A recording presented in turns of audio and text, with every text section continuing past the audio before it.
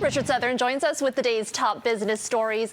Richard, it's an industry that stalled when the pandemic first hit, but 1 year later, the pedal is being pressed to the metal again at car dealerships. Vehicle sales, Erica, absolutely red hot here in Canada. Sales were up 254% year on year in April.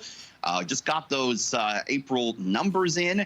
And they were from DeRosier Automotive, and yeah, Canadians just, buying a lot of cars and trucks, both new and used last month.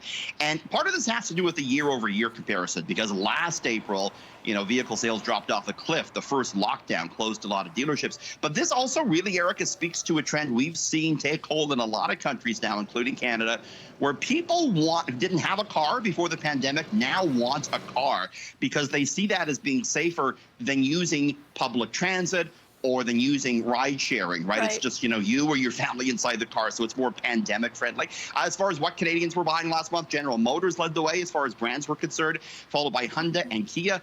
Porsche sales, though, up 84%, so people looking for a little luxury, too, there, Erica. Interesting. All right, and a major shift was announced today in the jewelry industry. Really fascinating. Get this. Pandora, which is the world's biggest jewelry retailer, announced that it's no longer going to sell mined diamonds. It's not going to sell diamonds anymore that comes out of the ground. Instead, they're going to exclusively sell laboratory-made diamonds. This is a thing that's come to life now in the past couple of years.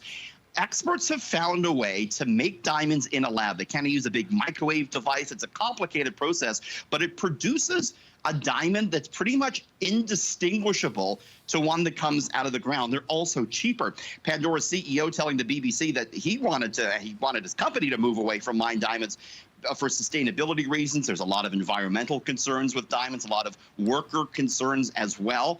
And, demand for diamonds has actually fallen during the pandemic. People have a little bit less money to spend, but it's also the case that millennials, younger people, just aren't buying diamonds or jewelry like generations before them did. So that's pretty neat, right? Yeah. Lab-made diamonds. I had no idea that existed. Very cool. Yeah. And this story surprised a lot of us yesterday. One of the world's richest couples is calling it quits. And Richard, there is a lot of money to divide up between Bill and Melinda Gates. Oh, not a lot, just like $147 billion. No big deal, Erica. A little bit more complicated than your run-of-the-mill divorce here, okay? And a lot of the questions today are about the charity that they both have their name on, the Bill and Melinda Gates Foundation, because they have pledged to give most of their money away.